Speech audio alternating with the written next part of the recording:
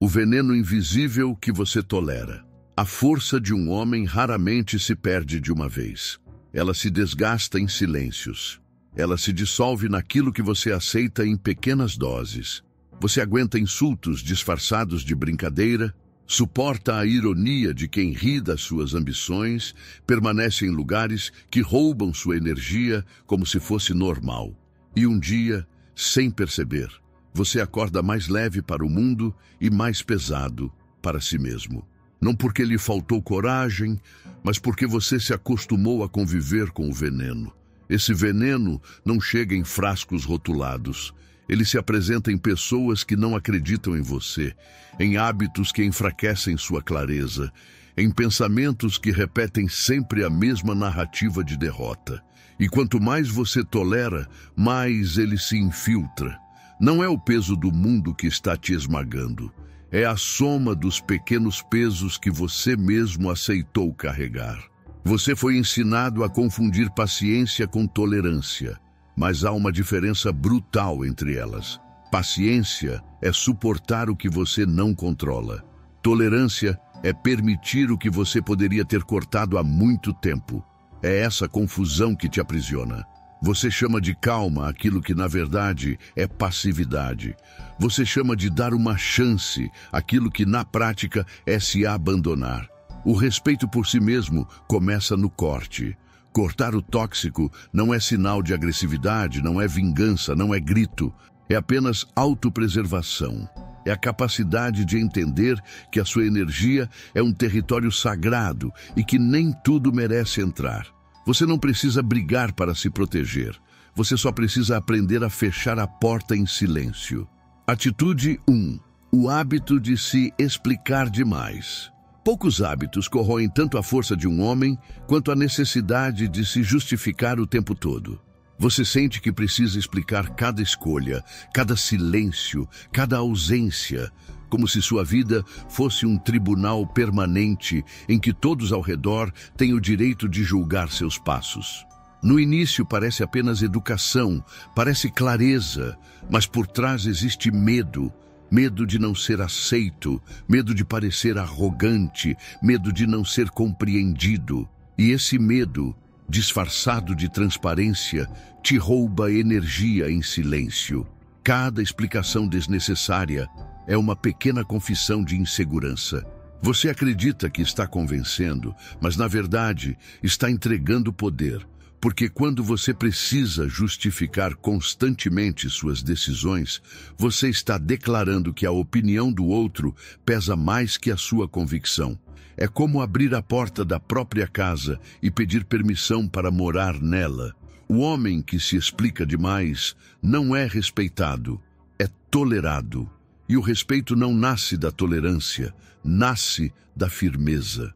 O silêncio diante de críticas e acusações não é fraqueza, é densidade.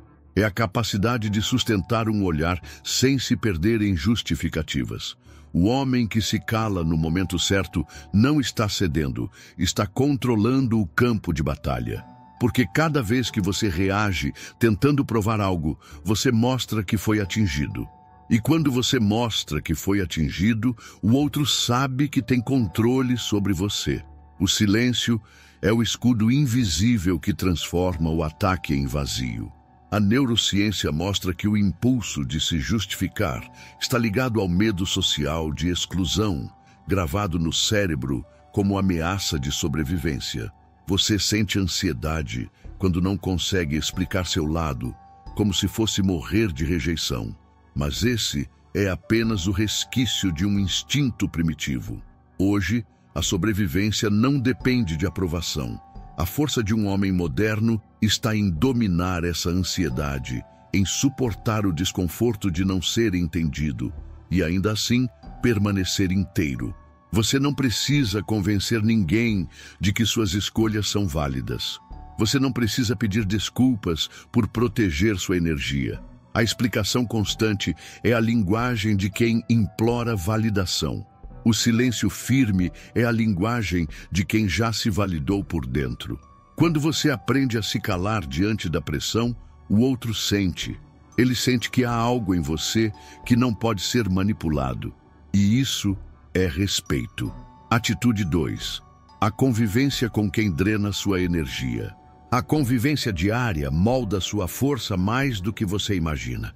Você pode se considerar disciplinado, determinado e lúcido, mas se ao seu redor existem pessoas que sabotam suas convicções, pouco a pouco sua energia será drenada.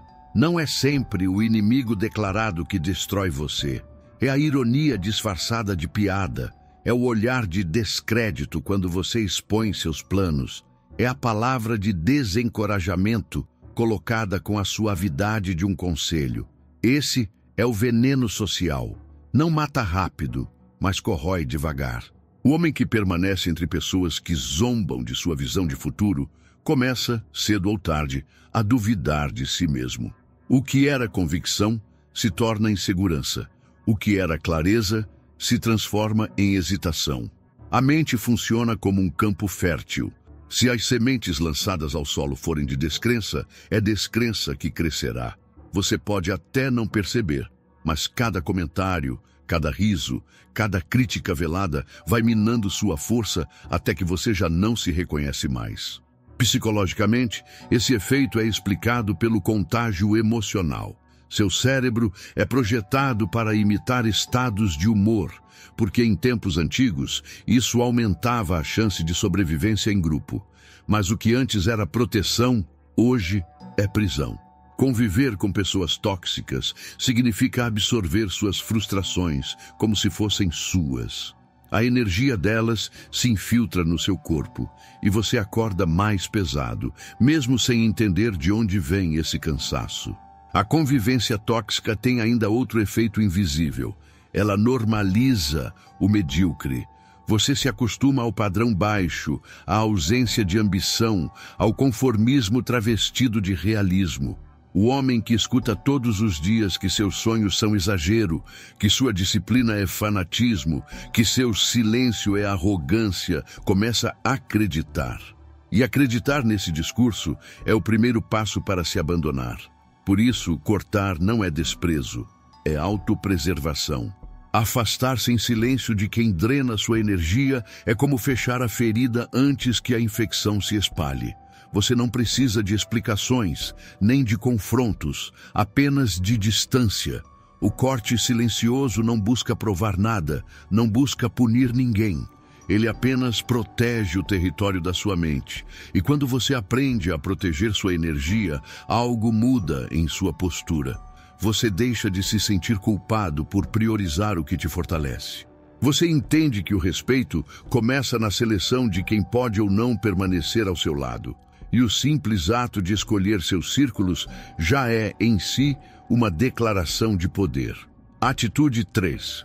A compulsão de responder a tudo. Existe um tipo de escravidão moderna que não precisa de correntes. É a compulsão de responder a tudo. Cada mensagem que chega, cada comentário, cada provocação, cada indireta. Você se sente obrigado a dar uma resposta imediata, como se o silêncio fosse prova de fraqueza. Mas, na verdade, o contrário é verdadeiro. O homem que responde a tudo não mostra força, mostra dependência. É um reflexo condicionado. Cada estímulo exige uma reação. E quem vive reagindo não tem domínio sobre si mesmo, apenas obedece ao toque do outro. Essa necessidade de reagir vem da mesma raiz do medo de exclusão social. Seu cérebro interpreta uma mensagem ignorada como um risco de isolamento, como se você estivesse perdendo seu lugar no grupo. Mas hoje, diferente dos nossos ancestrais, a sobrevivência não depende mais dessa aprovação constante. Mesmo assim, você sente ansiedade no corpo quando deixa alguém sem resposta. Seu coração acelera, sua mente cria justificativas, você imagina cenários de rejeição. Essa ansiedade é um vício químico, uma descarga de dopamina quando você responde, uma sensação de perigo quando não responde. A compulsão de responder a tudo é também um convite ao esgotamento. Porque cada vez que você reage, entrega energia. Você permite que o humor dos outros dite o seu ritmo, que a agenda alheia dite o seu tempo, que a provocação alheia dite sua emoção. Aos poucos, você já não vive a sua vida, apenas administra as expectativas dos outros. E cada vez que você responde, reforça a crença de que sua paz depende de agradar. A sabedoria está em suportar o silêncio, em perceber que ignorar não é fraqueza, é força, porque o silêncio pesa mais que qualquer resposta.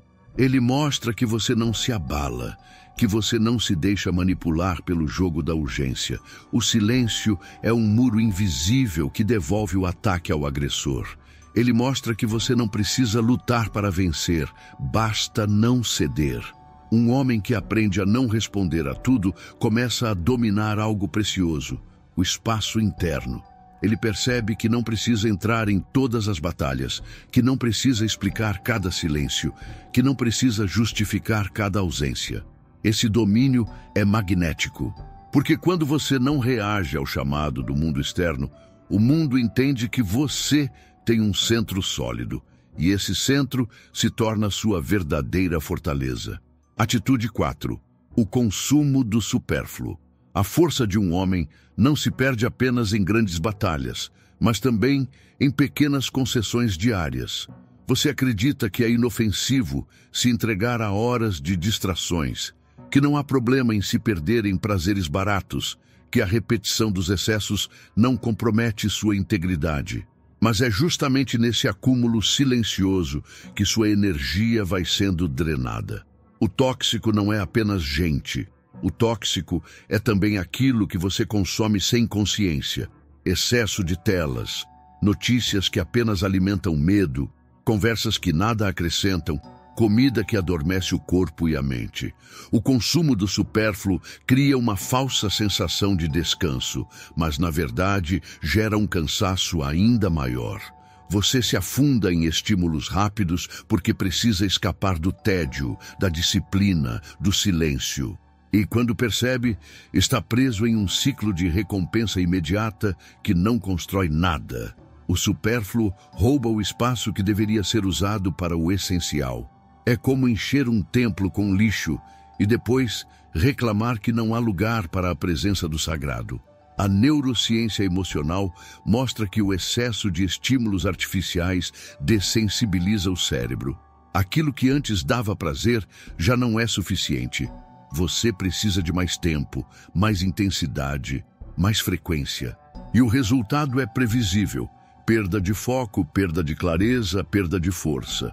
Um homem sobrecarregado de supérfluo é um homem enfraquecido por dentro, mesmo que aparente estar vivendo intensamente por fora. A disciplina começa no corte.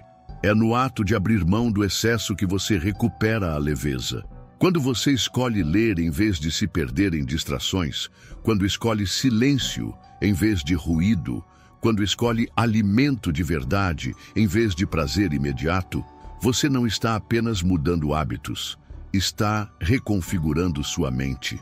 Porque cada vez que você diz não ao supérfluo, você reafirma que sua vida é governada pela consciência e não pelo vício. O homem que corta o supérfluo se torna mais presente. Ele deixa de ser arrastado pela corrente da urgência e passa a caminhar no ritmo daquilo que realmente importa. Sua mente ganha clareza, seu corpo recupera energia, sua postura se torna mais firme. O supérfluo parece inofensivo, mas é uma das formas mais eficientes de sabotagem. E é justamente por ser silencioso que deve ser cortado em silêncio, com firmeza, sem justificativas. Atitude 4. O consumo do supérfluo. A força de um homem não se perde apenas em grandes batalhas, mas também em pequenas concessões diárias.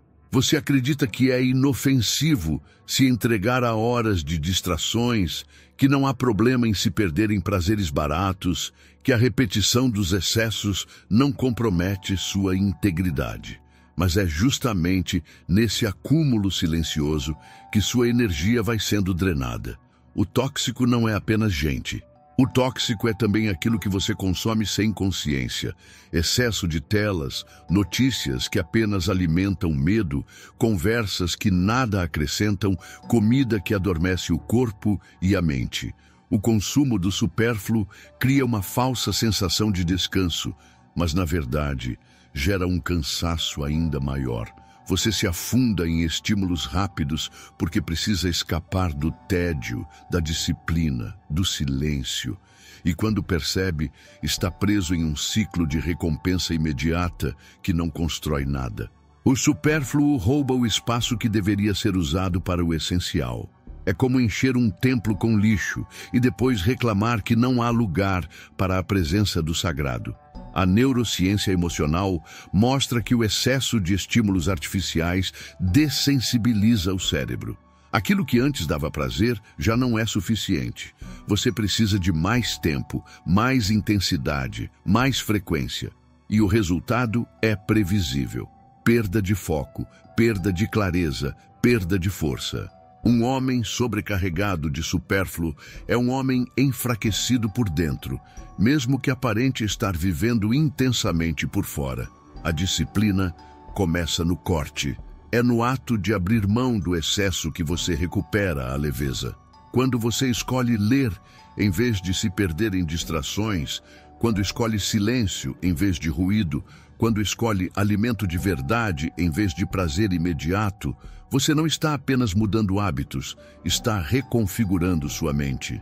Porque cada vez que você diz não ao supérfluo, você reafirma que sua vida é governada pela consciência e não pelo vício. O homem que corta o supérfluo se torna mais presente. Ele deixa de ser arrastado pela corrente da urgência e passa a caminhar no ritmo daquilo que realmente importa.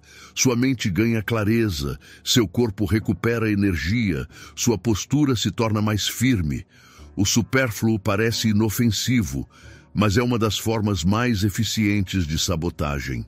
E é justamente por ser silencioso que deve ser cortado em silêncio, com firmeza, sem justificativas. Atitude 5. O apego a histórias antigas. Você carrega dentro de si lembranças que já não têm função, mas continuam vivas como se fossem feridas abertas. Reviver constantemente humilhações, rejeições ou perdas é como ingerir todos os dias a mesma dose de veneno. Você acha que está apenas refletindo, mas está se intoxicando. O passado não se repete por acaso. Ele retorna porque você o mantém vivo. E enquanto insiste em alimentar essas narrativas, sua força presente se dissolve como água escorrendo por entre os dedos.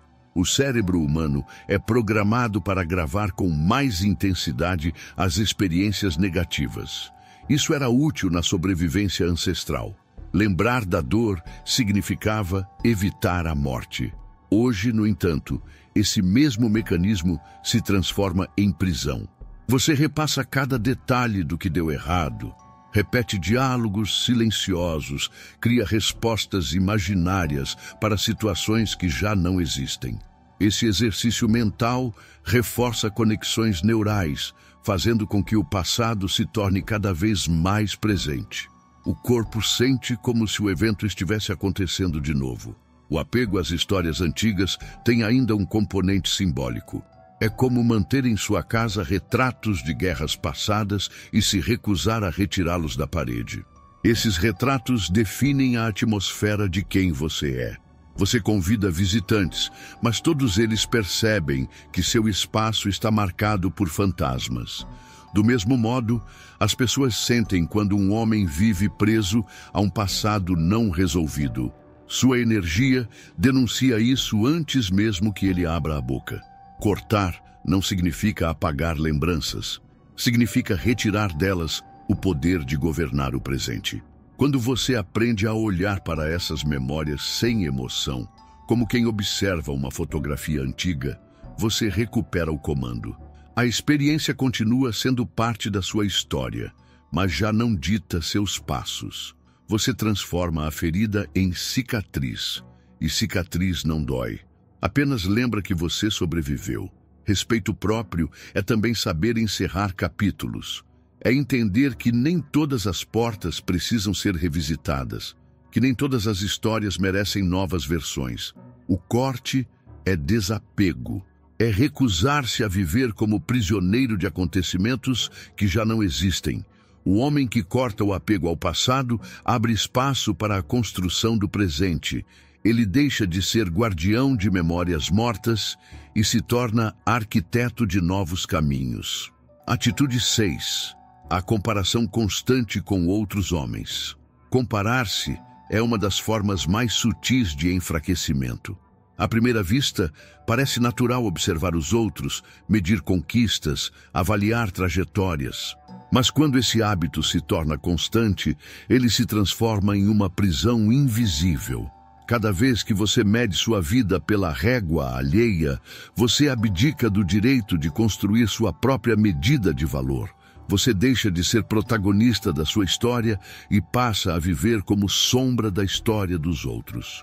A comparação nasce de uma ferida silenciosa, a sensação de não ser suficiente. Ela te coloca em estado de carência, porque todo sucesso externo é interpretado como acusação contra sua falta de progresso. Você vê alguém avançando e, em vez de se inspirar, se sente diminuído. É como se cada conquista alheia fosse uma prova da sua incapacidade. Essa lógica distorce a realidade e cria uma narrativa interna de fracasso, mesmo quando você já está caminhando com consistência. Do ponto de vista psicológico, a comparação ativa circuitos de recompensa no cérebro que funcionam como um jogo de hierarquia. Você sente prazer quando acredita estar acima e dor quando percebe estar abaixo.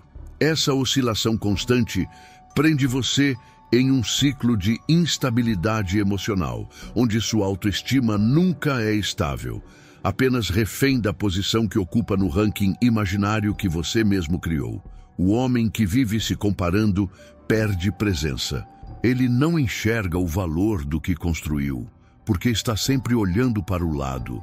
Ele não celebra sua disciplina, porque a medida é sempre externa.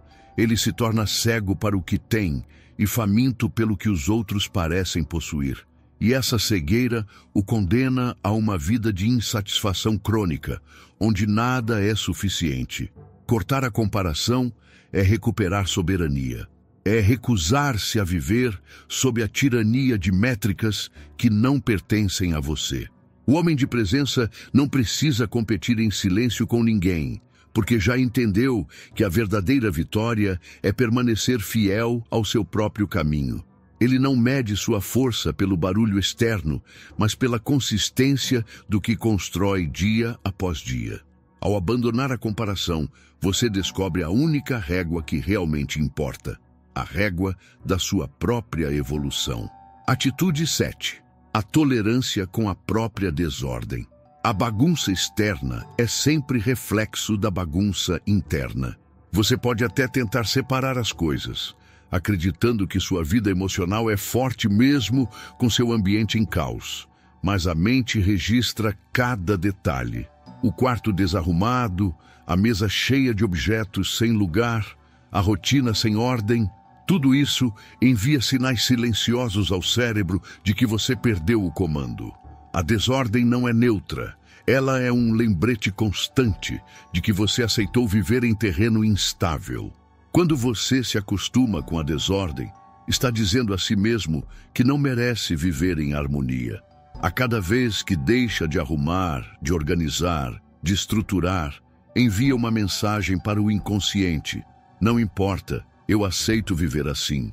Esse condicionamento mina sua confiança de forma imperceptível, porque o ambiente caótico cria um estado de alerta permanente. Sua mente não descansa, porque tudo ao redor grita desatenção. A neurociência mostra que ambientes desorganizados aumentam os níveis de cortisol, o hormônio do estresse.